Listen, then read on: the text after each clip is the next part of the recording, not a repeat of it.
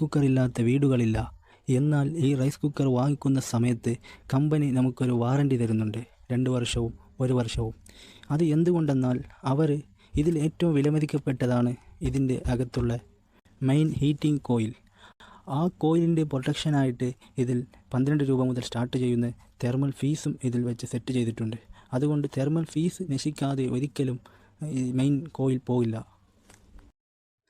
ഇതുകൂടാതെ പിന്നെ ഒരു 4 സ്പെയറാണ് ഇതിൻ്റെ അകത്തുള്ളത്. അതൊക്കെ ഒരു 500 രൂപയുടെ താഴെയാണ്.